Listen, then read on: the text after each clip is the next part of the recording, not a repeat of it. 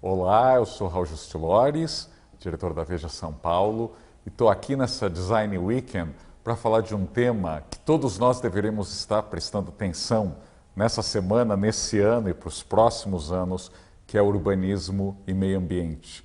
A gente muitas vezes pensa em sustentabilidade e meio ambiente na floresta, no Pantanal, na Amazônia, mas meio ambiente também é aqui.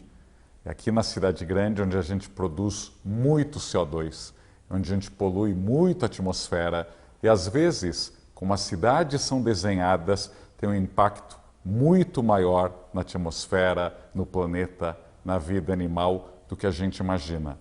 Eu estou aqui hoje com o Marcel Riviquindi, que é o presidente do Conselho da Breton, aliás, onde a gente está gravando esse vídeo, e Otávio Zarvos, que é incorporador da Ideias Arvos e que aí faz uma ponte, né, entre mercado imobiliário, arquitetura e também urbanismo, aliás, que deveria ser um papel da incorporação e do mercado imobiliário em geral, porque afinal eles constroem muito da cidade que a gente vê, muito da paisagem construída. Então queria começar essa conversa com o Otávio, perguntar justamente como ele pensa no impacto ambiental e no impacto do urbanismo nos prédios que ele constrói. Obrigado, Raul. Marcel, prazer. Obrigado pelo convite. É ótimo estar aqui com vocês. Sim, de fato, o incorporador ele é um instrumento que constrói a cidade, né? Mas ele não é o cérebro que comanda esse instrumento, né? E eu acho que é assim que deve ser mesmo, porque o incorporador ele não tem necessariamente o conhecimento urbanístico para poder ter liberdade de fazer o que ele quer na cidade, né? Para isso que a gente tem as leis, a gente tem o poder público para que equilibre essa discussão que existe eterna aqui na cidade, para que rumo a gente vai. Então, basicamente, eu sempre penso que a gente tem um tripé, que é o incorporador, ou seja, a iniciativa privada, a população e os acadêmicos, né, que detenham conhecimento técnico para fazer isso, né? Isso é um tripé de forças que tem que conversar e o poder público ele deve ser um agente de equilíbrio, não de fazer nada, porque o poder público ele não está apto a fazer, né? Ele não sabe quanto custa, ele não, enfim, isso não é a parte do trabalho dele, né? O que ele precisa é equilibrar a discussão, porque obviamente sempre o empresário vai puxar mais a sardinha para a brasa dele, a população vai pedir coisas que às vezes é impossível e muitas vezes os acadêmicos também vão fazer propostas que não são viáveis, né? Então, a hora que a gente tem uma discussão mais madura desse jeito, com o poder público equilibrando, eu acho que a gente vai ter um caminho legal. E é o que eu acho que vem acontecendo. Se você for ver os últimos planos diretores, eles vêm amadurecendo. O último plano, ele já foi um avanço enorme, eu acho que em termos de cidade talvez seja o que foi mais representativo, porque ele, de fato, colocou em discussão o tema mais importante, que é a compactação dessas cidades e o adensamento, né, que é um tema que sempre foi um tabu aqui em São Paulo, principalmente para a classe média alta, que vê isso como, muitas vezes, com muito preconceito, né? E agora, incrivelmente, o plano diretor ele é feito a cada 10 anos ou 15 anos, né? E a gente acabou no ano passado, ainda tem discussões em aberto, e no ano que vem começa o novo plano diretor. Você vê como nós estamos atrasados, né? Então, eu acho que no ano que vem a gente começa a discutir, em 21, o próximo plano diretor, oficialmente. E eu acho que daí, enfim, pontos que ficarão em abertos, eu acho que valeriam a pena que as pessoas, enfim, participassem mais ativamente, com uma cabeça mais aberta, que com os seus artigos, Raul, eu acho que a gente vem elucidando bastante, assim, eu acho que essa população de classe média alta, sobre essa visão urbanística da cidade, né, que ela é muito distorcida, né? Eu acho que tudo que você vem escrevendo e defendendo, que, enfim, eu, como me interesso, sempre te acompanho, eu acho que ele contribui muito para essa discussão, né? E espero que você esteja presente nessas discussões do plano diretor, seria ótimo, né?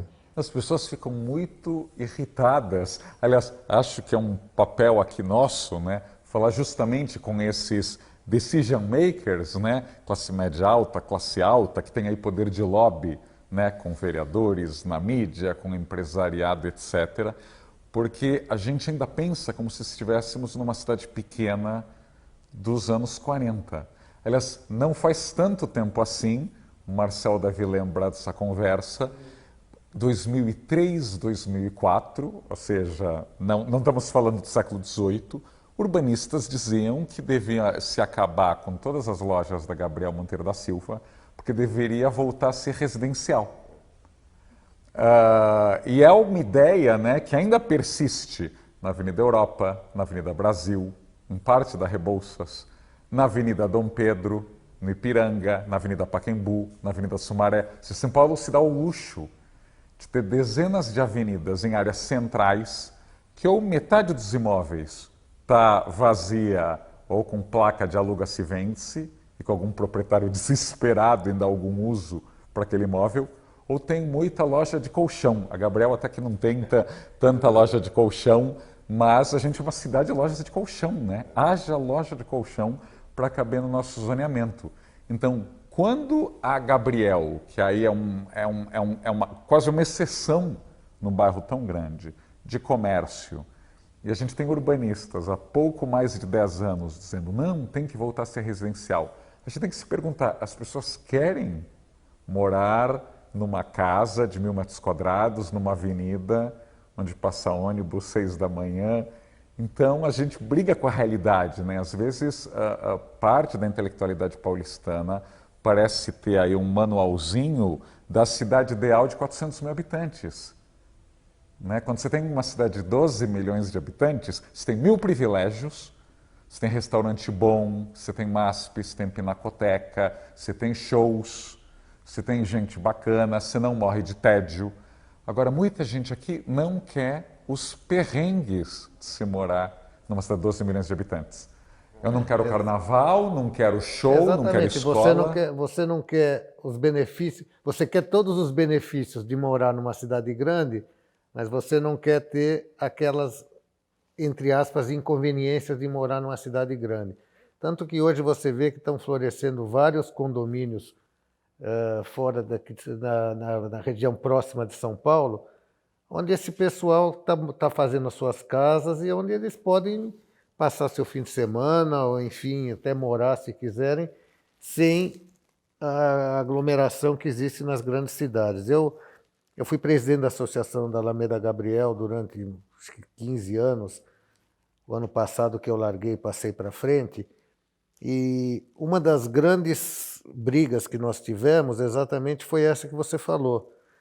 Como é que uma avenida como essa, com casas boas, grandes, e que caberiam um comércio de luxo, como é o comércio hoje da Gabriel, não poderiam estar instaladas e como as pessoas não queriam mais morar na Gabriel Monteiro da Silva. Então, nós montamos um time bastante grande, com urbanistas inclusive, que nos ajudaram a alterar o zoneamento, passando aqui a poder utilizar a avenida como comércio, porque antes era showroom. Então era aquele engana que eu gosto. Eu não posso vender, mas eu estou com a loja aberta. E foram grandes avanços que a gente teve, inclusive com a AME Jardins, que representa aqui o bairro, e eles entenderam que realmente é um benefício para a cidade e para o bairro ter um comércio de luxo. Tanto que nós insistimos até para ter restaurantes de até 100 lugares aqui na Alameda, mas isso eles também barraram, não quiseram deixar passar para frente, porque a nossa intenção, na verdade, era montar um grande bulevar aqui na Gabriel Monteiro da Silva. Tanto que nós temos um projeto de requalificação, que até vocês da Veja já publicaram também, com replantio de árvores, com unificação de todas as calçadas com pedras drenantes, para manter toda a drenagem, a sustentabilidade aqui, enfim, todo esse pulmão verde que os jardins hoje representam.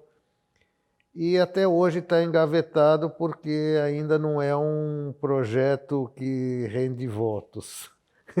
Mas é um projeto maravilhoso para a cidade, foi feito por um urbanista também, professor da FAO, o professor Bruno Padovano, e a gente até hoje está esperando das autoridades que deem uma relevância para esse projeto, que seria um bulevar mais bonito da cidade de São Paulo. Quantas lojas são mais ou menos, né, Gabriel? Hoje nós temos aqui por volta de umas 180 lojas. Não existe no mundo uma rua de decoração tão importante quanto a Gabriel Monteiro da Silva, com essa extensão que nós temos. Agora imagina, 180 lojas, que todas fossem muito menores que a Breton e tivessem apenas 10 funcionários. E que todas tivessem apenas 5 visitantes por dia. A gente falaria de uma rua com 3.000 pessoas onde não pode ter restaurante por perto. Tem algo estranho, né? Porque quando a gente fala de meio ambiente, essas 3.000 pessoas vão pegar carro para ir almoçar? É como falou Otávio, os nossos governantes têm que pensar um pouco mais aberto, uma cabeça um pouco mais aberta, e os munícipes também têm que aceitar algumas modificações que a vida cotidiana está levando. A gente tem progresso. Isso tudo que está aqui, que a Gabriel tem, é progresso para a cidade. O que isso gera de imposto, gera de emprego, gera de capacidade produtiva, de empregos indiretos, é muito grande.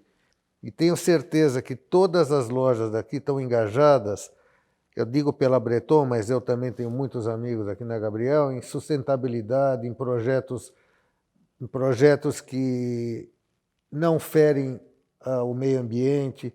Eu digo pela Breton porque nós temos hoje um projeto de ecossistema que a gente, a cada pedido, faz um replantio da Mata Atlântica.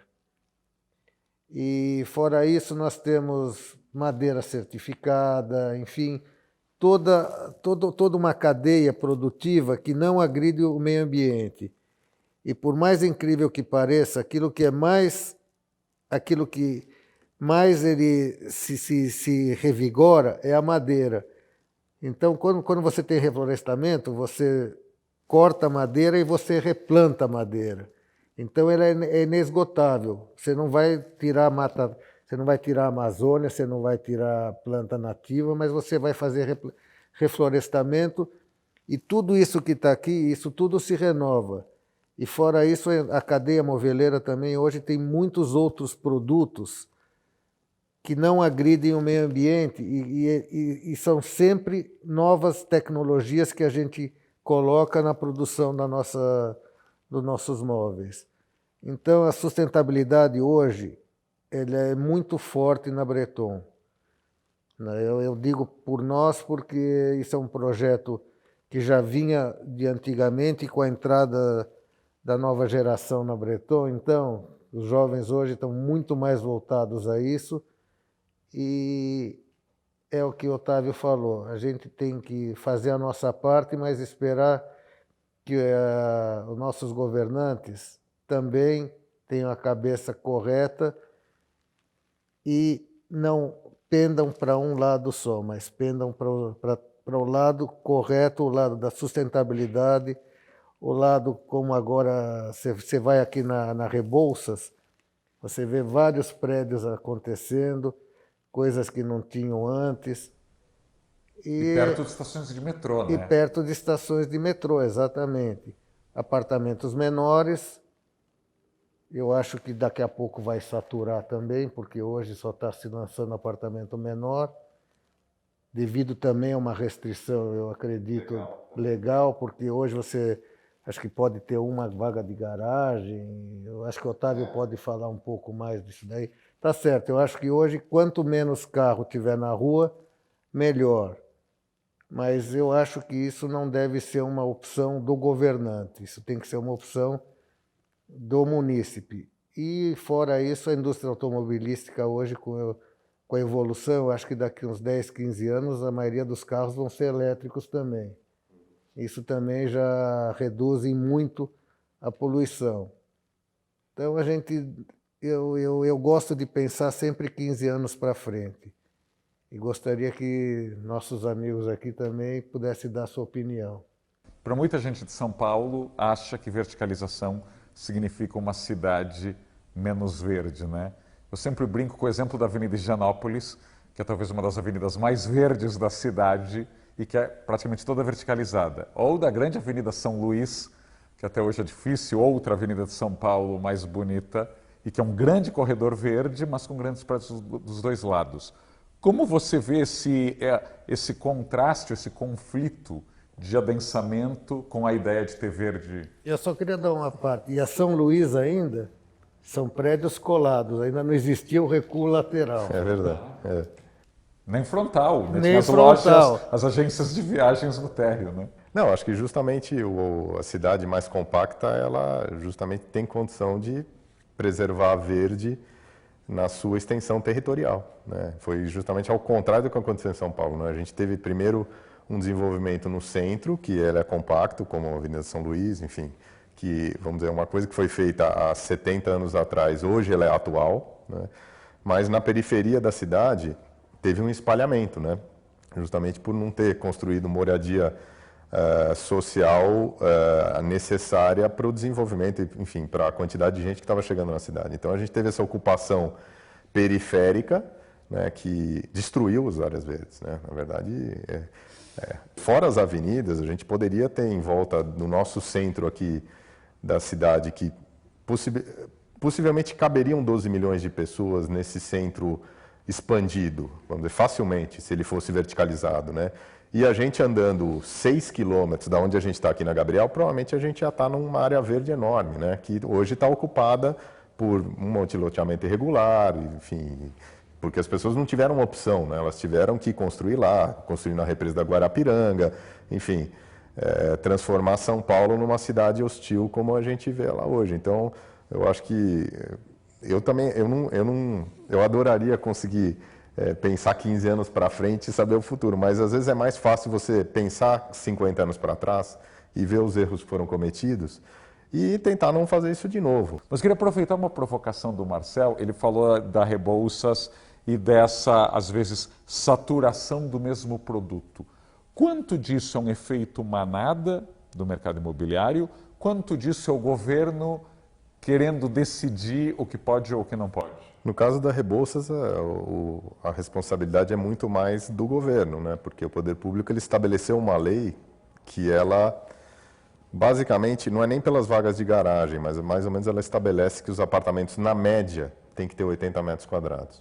Então, se você quer fazer apartamentos maiores, você tem que compensar com apartamentos menores, né? Se você fizer mais apartamentos de 40, você pode fazer apartamentos com 120 metros. Então, o que acontece na Avenida Rebouças e em geral na cidade, por causa dessa lei, que é equivocada, no meu ver, é isso. A prefeitura ela teve uma boa intenção, que é qual? Não, vamos tentar fazer apartamentos que são acessíveis. Mas os apartamentos acessíveis viraram kitnets, né? E a kitnet ela é acessível, de fato, mas para uma pessoa que não tem uma família, né? Ela vai morar lá sozinha, no máximo com companheiro ou companheira. Então, eu acho que esse é um dos problemas do poder público, quando ele começa, ao invés de querer equilibrar, ele querer fazer.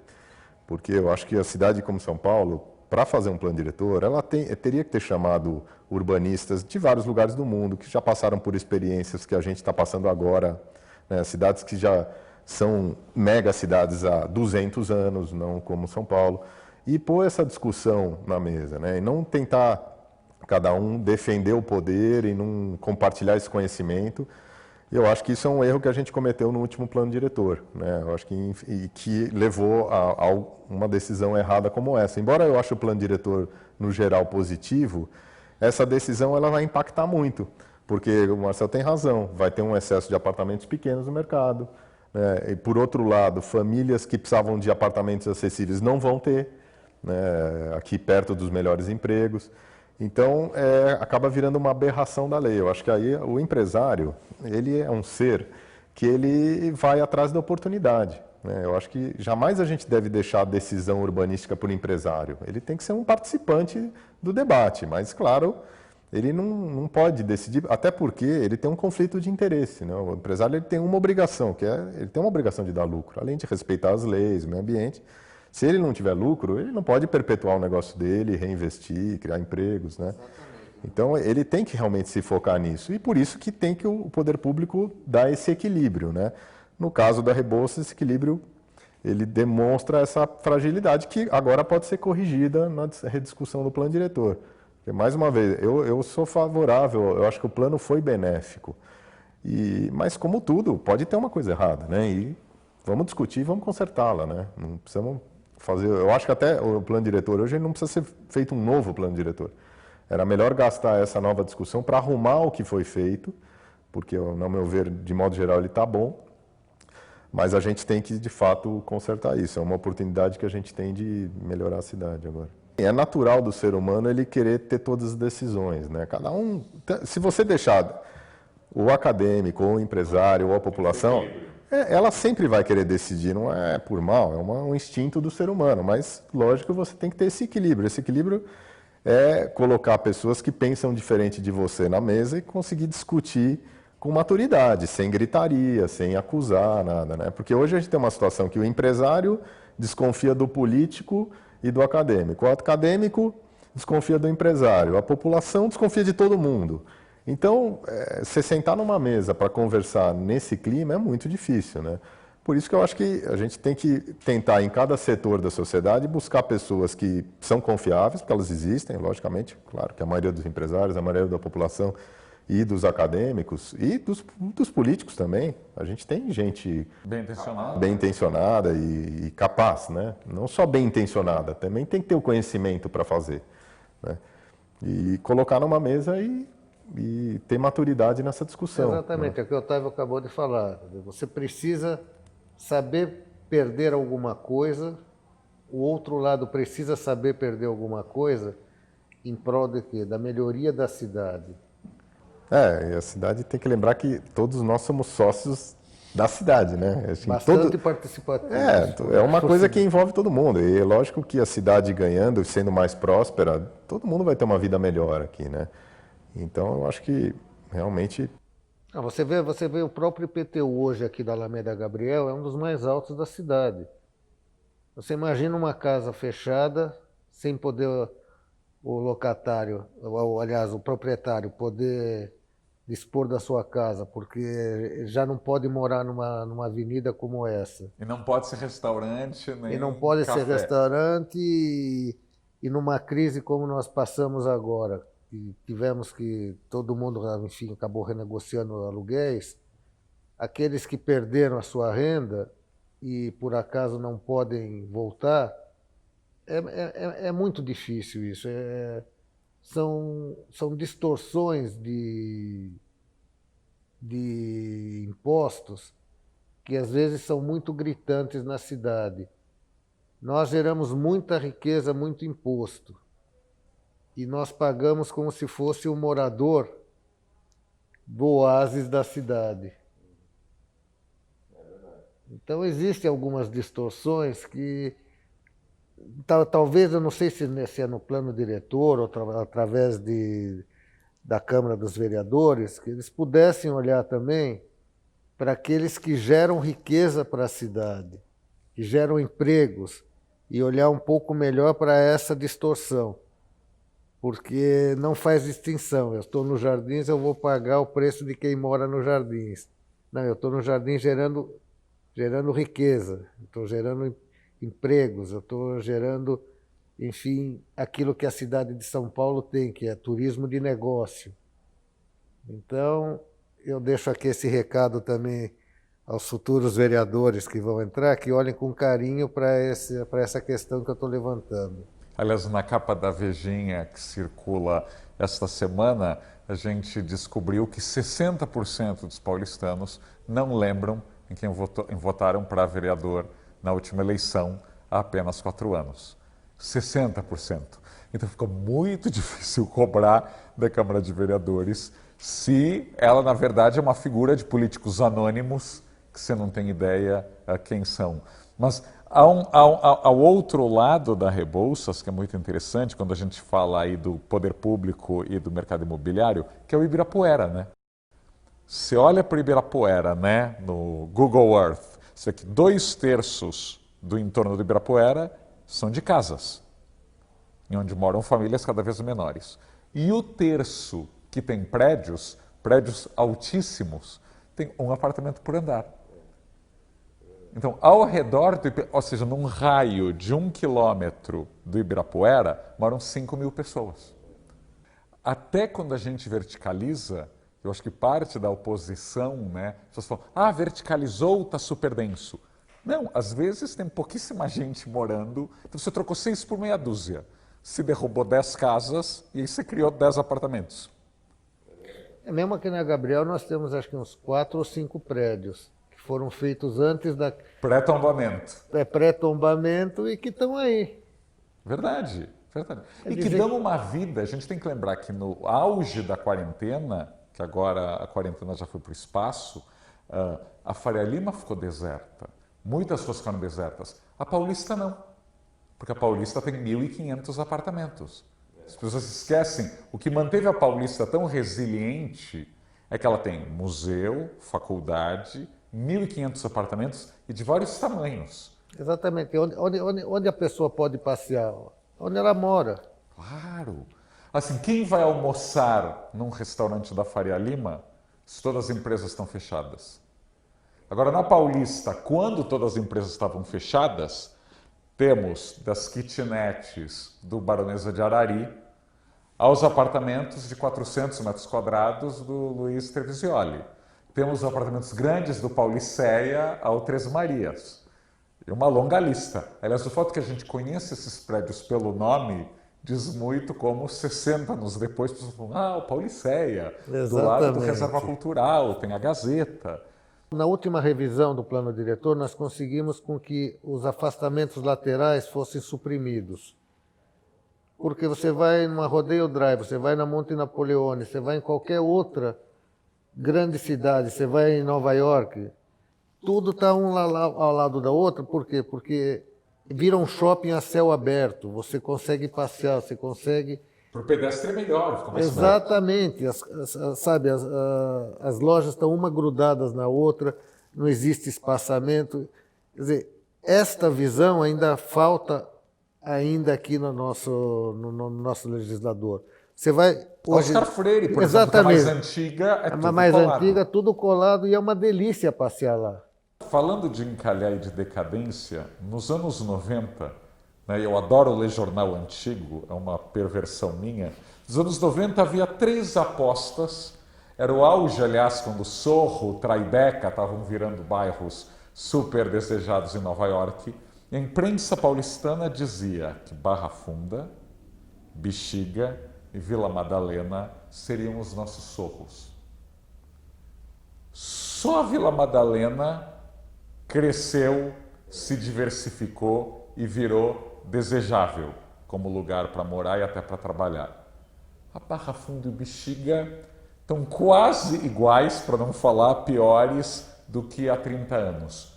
Você podia, Otávio, explicar o que você acha que a Vila Madalena fez certo, que Barra Funda ou Bexiga não conseguiram fazer? Entre a Vila Madalena e o Bexiga, eu acho que o problema que teve foi o tombamento do Bexiga, que graças a Deus não aconteceu na Vila Madalena.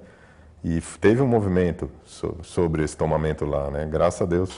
Acho que esse foi um dos motivos que condenou o bairro do Bexiga ao estado que ele está hoje, que realmente é um bairro muito deteriorado, num lugar que tem prosperidade, tem infraestrutura, tem tudo, né? Com relação à Barra Funda, eu acho que era um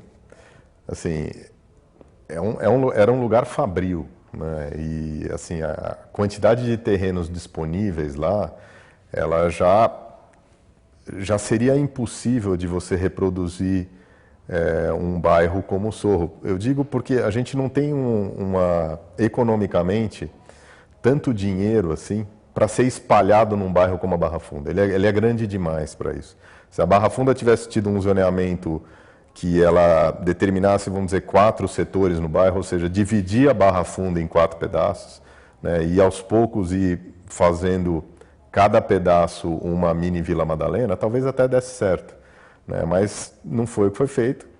Então eles uniformizaram o zoneamento e a gente não tem, a nossa economia não tem essa vitalidade para ter uma extensão territorial tão grande como a Barra Funda, que tem, vamos dizer, em termos de transporte público, tem uma estação robusta lá de metrô e tudo, mas ela está num pedaço da Barra Funda, né?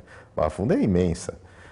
Então, eu acho que a Barra Funda é um lugar que, eu acho que também ela tem outra vocação do que uma Vila Madalena. E isso também é uma coisa que no plano diretor tem que ser levado em conta. A vocação dos lugares, né? Tem lugar que simplesmente não adianta a gente querer transformar, a gente vai gastar energia demais para transformar uma coisa que não tem a mínima vocação naquilo que a gente imagina. É como uma pessoa, né? Ela pode ter uma vocação para ser música e você querer convencer ela de ser engenheiro.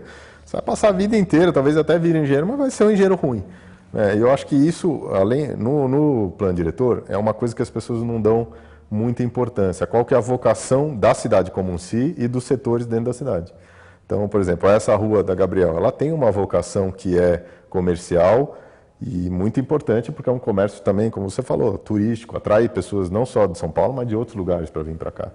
Se a gente quiser transformar isso aqui numa vocação de médicos, talvez não dê certo. Eu acho que essa sensibilidade, ela é mais complexa, né? E eu acho que ela, justamente por a discussão do plano diretor ser muito ainda primária, essa parte da vocação ela nem é levada em conta, né? Então, muita gente que está nos assistindo deve estar se perguntando: mas se o Bexiga não tivesse sido tombado e tivesse sido entregue ao mercado imobiliário, né, usando esse termo, teriam feito o que fizeram nas partes da Barra Funda, que foram edificadas e que não vão entrar para a história nem da arquitetura nem do urbanismo, né? Ou seja, ao contrário do Bexiga, na Barra Funda se construiu muita coisa e muito, muito ruim. Nesse aspecto, o que você acha que o mercado imobiliário errou na Barra Funda e que acaba fazendo com que tanta gente queira congelar seus bairros? Eu acho que, mais uma vez, o mercado imobiliário, ele não tem que ser culpado de errar ou acertar. Ele vai atrás de uma diretriz que é dada para ele, né? Eu acho que quem errou na Barra Funda foi quem fez a lei lá de zoneamento, né? O mercado imobiliário não pode ser responsabilizado por isso. Ele pode ser responsabilizado por construir mal, mas você não pode cobrar do mercado imobiliário uma postura urbanística. Seria ótimo que ele tenha isso, entendeu? Mas é por isso que tem o poder público. Senão a gente não precisava de leis, né? Se cada um achar que pode fazer o que quer e na melhor das boas intenções isso sempre vai dar certo, a gente não precisa de governantes, né? Os governantes são justamente para organizar a nossa sociedade. E eu acho que lá o erro da Barra Funda foi ter uma lei que foi equivocada para aquele lugar, né? Eu não me sentiria à vontade de falar como deveria ser a lei lá, não é uma coisa que eu reflito sobre lá, né? Quando me perguntam do bairro que eu atuo mais que a Vila Madalena, acho que eu tenho um pouco mais de segurança para falar, logicamente com uma cabeça de empresário que se interessa por urbanismo. Mas eu jamais, quando a gente propôs o plano de bairro para a Vila Madalena, a primeira coisa que eu fiz foi trazer uma urbanista, uma opinião de uma urbanista que é brasileira, mas que morava em Nova York, então ela vem com uma bagagem de uma cidade que deu certo, né? Principalmente uma cidade que deu certo depois de ter dado errado, né? Ela se reinventou. E dali eu pude com ela aprender coisas, propor coisas para o bairro e ser confrontado por ela, também pela população do bairro, de coisas que eles não concordavam, e ali a gente teve um bom trabalho, né? Mas por isso que eu acho que a Barra Funda ela é um bairro de ninguém, né? Porque é um bairro industrial, ele não foi um bairro pensado para moradia, né? Mas ao mesmo tempo ele é uma oportunidade, porque é uma extensão territorial na cidade enorme e que está ociosa, né? Mesmo com o que foi construído lá, ainda é muito ocioso aquilo. Próximo de Santa Cecília, Higienópolis, centro. Mesmo o Jardim das Perdizes demorou para decolar. Demorou muito para decolar. E eu acho que a Barra Funda, por exemplo, para, vamos dizer, uma quantidade de habitação social mais expressiva, seria um bairro interessante, né, para a gente poder ter porque está ao lado da Lapa, está ao lado da Vila Romana. Não que não tenha que ter habitação social aqui perto, mas lá... uma região importante. Uma região central, com várias saídas. Então, perto de empregos, de bons empregos e tal. Então, eu acho que assim, a Barra Funda, acho que ela representa justamente isso que eu falei, assim, essa falta de maturidade na discussão com o poder público, porque ali foi colocado para o mercado imobiliário como um potencial construtivo enorme. Então, num primeiro momento, o mercado imobiliário adora isso, porque o potencial construtivo é matéria-prima para o mercado imobiliário. Ele precisa comprar tijolo, vidro, alumínio, mas ele precisa de terra, né? E sem a terra não dá, não adianta comprar o resto. E ali ficou à disposição do mercado imobiliário muita terra. Centro Histórico da Cidade do México, grande exemplo de lugar não só deteriorado, lugar que sofreu um terremoto. Nós ainda não passamos por isso. Se o Centro Histórico da Cidade do México, que é muito mais antigo que o nosso, que sofreu um terremoto e conseguiu dar a volta por cima, a Cidade do México tem 1000 problemas que São Paulo não tem. Está a 2.500 metros de altura, falta ar, a cidade não, só faltava em cima um terremoto da água. No Brasil agora. Terremoto. Não, e conseguiram. Aí. Aliás, e conseguiram, né? Nesse momento de polarização, aí já terminando, temos que lembrar que a retomada do centro histórico lá começou quando 2 dos possíveis maiores inimigos da política mexicana, o Carlos Slim e o López Obrador, que ainda não era presidente, mas era prefeito, ou seja, extrema esquerda e o homem mais rico do México, se sentaram e chegaram a um acordo. O Slim falou, olha, eu sou dono de metade do bairro, eu quero investir aqui, mas a prefeitura não deixa. E o López Obrador falou, ok, a prefeitura vai deixar, mas eu não vou botar um peso mexicano, você que se vire. E os dois chegaram a um acordo e restauraram igrejas, calçadões. Chegou o momento do Carlos Slim bancar músicos para ficar tocando às 6 da tarde, para que as pessoas saíssem do trabalho e ficassem ouvindo música. Isso chama-se investimento. Investimento. Com certeza o Carlos Slim, que não está no negócio de perder dinheiro, exatamente. Hoje os imóveis dele valem o triplo. A gente pode terminar com essa nota um pouquinho otimista, ou seja, se o Carlos Slim conseguiu recuperar o Centro Histórico da Cidade do México, talvez aqui em São Paulo a gente pense num momento de imóveis fechando, empresas quebrando, onde a gente tem obrigação de ser mais criativo e mais inovador para o pós-pandemia. Quem sabe, então, prefeitos, vereadores, todos aqueles que se interessam por design e arquitetura, quem sabe no futuro mais políticos se interessem pelo assunto, a gente consiga recuperar tantas áreas desperdiçadas da cidade. Meio ambiente é você ocupar o que já está construído, em vez de ficar destruindo áreas virgens e construindo do zero. Eu acho que essa conversa termina por aqui. Muito obrigado, Marcel Riviquinde da Breton, Otávio Zarvos das Arvos. Eu sou Raul Justilores da Veja São Paulo e até mais.